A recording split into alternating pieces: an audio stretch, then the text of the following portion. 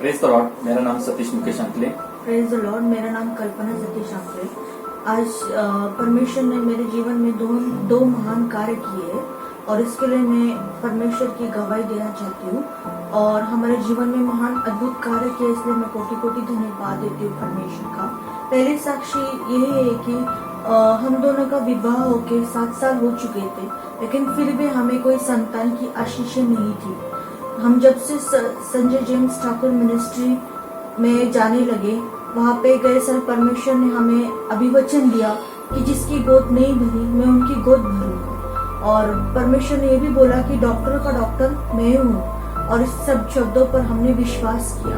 और pastor Sanjay James Thakur ने ऐसे कपल के लिए प्रार्थना की जिनकी गोद नहीं भरी थी, और हमने उस प्रार्थना के ऊपर विश्वास किया और परमेश्वर ने इस साल मेरी गोद भर दी।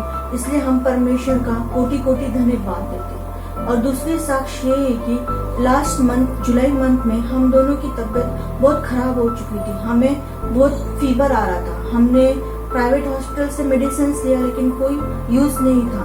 तब मैंने मेरे गायनिक से कंसल्ट किया और मेरे गायनिक ने बोला कि तुम कोविड-19 टेस्ट करो। तब हम दोनों कोविड-19 टेस्ट के लिए गए और वहाँ पे हम दोनों का रिजल्ट पॉजिटिव आया और वहाँ से हमें क्वारंटाइन कर दिया गया।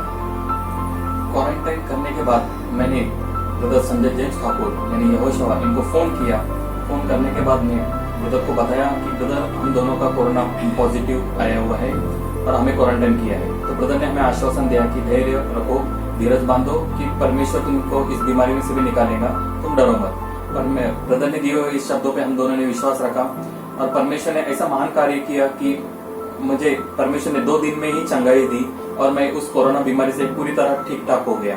पर आगे चलते हुए तीसरे चौथे दिन से मेरी पत्नी की तबीयत बिगड़ने लगी, उसको खांसी आने लगी और उसकी खांसी इतनी आने लगी, वो बात करने लगने के बाद भी उसे खांसी बढ़ती ही जा रही थी और खांसी बढ़ते बढ़ते उसको फिर दम लगने लगा और दम लगने के कारण उसे कुछ भी नहीं सूझ रहा था। तो फिर हम लोग ने वहाँ पे जो क्वारंटाइन में डॉक्टर होते हैं उन्हें दिखाया, पर उन्होंने कहा कि नहीं, ये प्रेग्नेंट है, इसलिए हम उसे जैसे कोरोना पेशेंट को जो दवाई देते हैं वो उसे हम नहीं दे पा रहे, इसलिए उसे दम लग रहा है। तो ऐसे बोल के हमें उन्होंने भेज दिया। पर फिर अगले दिन छठे दिन उसकी तकलीफ और बढ़ गई, उसको सांस लेने में तकलीफ होने लगी। फिर हम फिर से डॉक्टर के पास आए तो डॉक्टर ने इसका ऑक्सीजन लेवल चेक किया तो काफी कम हो गया था, जो बॉटम लेवल तक आ गया था। फिर वहाँ के डॉक्टर काफी डर गए, उनको समझ नहीं रहा था कि अब क्या करें। तो वो डरने के कारण उन्होंने डिसीजन लिया कि इसे अभी हॉस्पिटल में एडमिट ही करना पड़ेगा। पर उस वक्त पुणे में ऐसा सिचुएशन था कि पूरा पुणे में कोरोना पेशेंट के लिए एक भी बेड उपलब्ध नहीं था।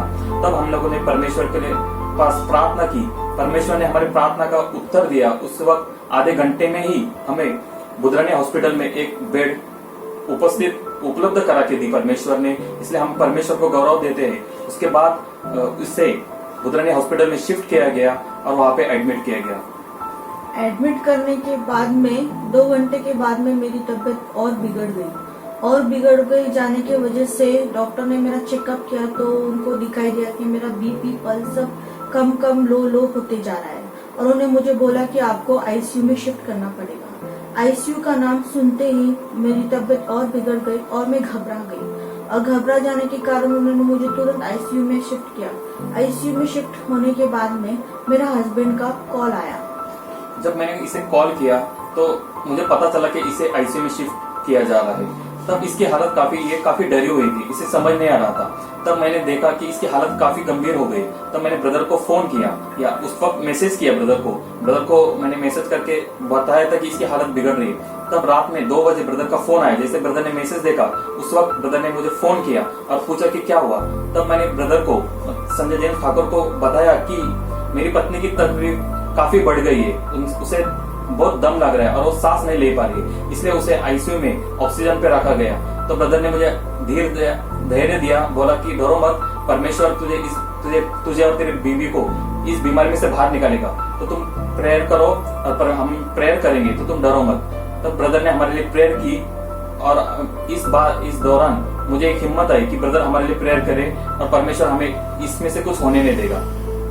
और फिर आईसीयू में रहने के बाद में 2 दिन मेरे आंखों के सामने से एक दिन में 10 या 12 डेड बॉडी जा रही थी। तो वो डेड बॉडी देख के मैं और घबरा गई और घबरा जाने की वजह से मेरी तबीयत और खराब हो गई। लेकिन मुझे परमेश्वर का वचन याद आ रहा था, साम्स 91, कि आपके दाहिनी और भाई और लोग मर के पड़ेंगे लेकिन तेरी तंबू में कोई भी बाधा नहीं आएगी। तो परमेश्वर का वचन में याद करने की, क्लेम करने की। और फिर 2 दिन के बाद में मेरी तबीयत और बिगड़ गई, इतनी बिगड़ गई कि मैं ऑक्सीजन भी निकाल दिया मैंने, मुझे ऑक्सीजन भी लेने नहीं हो रहा, मुझे बात करने नहीं हो रहा, मुझे सांस लेने नहीं हो रहा और मुझे खांसी शुरू हो गई। और फिर डॉक्टर ने बोला अगर मेरी तबीयत आधे घंटे में ठीक नहीं हुई तो मुझे वेंटिलेटर पे डाल दिया जाएगा। और फिर उसी दौरान मेरे हस्बैंड का कॉल आया। जब मैंने कॉल किया था तब मुझे इसके द्वारा पता चला कि इसे वेंटिलेटर पे रखा जा रहा है, पर उस वेंटिलेटर की बात से ये काफी डर गई थी, इसके दिमाग में काफी निगेटिव थिंकिंग आ रही थी। तब मैंने सोचा कि ये बात सुनकर मुझे भी डर लगने लगा। तब मैंने ब्रदर को फोन किया, ब्रदर को बोला कि ब्रदर वो काफी डरे हुए है और वो इस वेंटिलेटर की बात से काफी सीरियस हो गई, तो उसे कुछ समझ नहीं रहा, तो प्लीज आप उनसे बात करो। तब ब्रदर को मैंने कॉन्फ्रेंस कॉल द्वारा कल्पना से बात करवाई कि तब ब्रदर ने उनसे बात किया। ब्रदर ने मेरे साथ बात करने के बाद में पॉजिटिव थिंकिंग मेरे अंदर आई। परमेश्वर आपको मदद करेगा, सही करेगा, आपको शक्ति देगा, इसमें से बाहर निकालेगा, ऐसे शब्द पास्टर ने मुझे बोला और मैं उस वचन के ऊपर विश्वास करी। और परमेश्वर ने मुझे मदद किया और सहायता किया कि मुझे वेंटिलेटर पर जाने न देते हुए मुझे ऑक्सीजन पे ही नॉर्मल रखा। और उसी बीच वेडनेसडे आए और वेडनेसडे में मैंने ब्रदर का प्रार्थना देखा और फिर बाद में मैंने मेरे हस्बैंड को कॉल किया। जब यहोशुआ ने मंडली में से संजय जेम्स ठाकुर मिनिस्ट्री में से वहां से प्रार्थना की और उस शैतान को धमकाया जो कल्पना को डरा रहा था, उस डर के आत्मा को यहोशुआ ने धमकाया, उसके बाद से और मुझे विश्वास आ गया कि अब जो कल्पना की हालत है अब सुधरेगी। और मुझे विश्वास था कि जब जो यहोशुआ वेदी पर से मंडली में से प्रार्थना करते हैं उसका परमेश्वर उत्तर देता है। और उसी रात परमेश्वर ने एक महान कार्य किया कि दूसरे दिन ही कल्पना को, मेरी बीवी को आईसीयू में से बाहर निकाला और परमेश्वर ने उसकी स्थिति काफी सुधार दी। इस प्रार्थना के दौरान ही ये सब घटना हुई। और फिर बाद में मुझे नॉर्मल वार्ड में शिफ्ट करने के बाद में फिर भी मुझे ऑक्सीजन पे रखा गया, लेकिन परमेश्वर ने मेरी तबीयत थोड़ी सी ठीक करी, नॉर्मल करी और मुझे ऑक्सीजन लेने में थोड़ी मदद करी। मैं खुद से ऑक्सीजन लेने लगी और फिर मैंने प्रार्थना की परमेश्वर को कि मुझे जल्द से जल्द डिस्चार्ज मिले और परमेश्वर ने मेरी वो भी प्रार्थना सुनी। और 3-4 दिन के बाद में परमेश्वर ने मुझे उस हॉस्पिटल में से डिस्चार्ज दे दिया। इस दौरान परमेश्वर ने डॉक्टर को बुद्धि दी, क्योंकि ये प्रेग्नेंट थी, इसलिए डॉक्टर को भी समझ नहीं आ रहा था कि क्या करे, कि कौन सी दवाई से बच्चे पर असर होगा या उसे कुछ हानि होगी। ये डर से वो डॉक्टर भी खूब डर के उसका ट्रीटमेंट कर रहे थे, पर परमेश्वर ने वो डॉक्टर लोगों को उनके उपचारों को यश दिया। इसलिए आज परमेश्वर की दया से आज वो जो बच्चा है उसको भी कुछ हुआ नहीं, मेरी पत्नी को भी कुछ हुआ नहीं और मुझे भी कुछ हुआ नहीं। परमेश्वर ने हम तीनों को इस कोरोना महामारी से, इस महाव्याधि से हमारे को बचाया।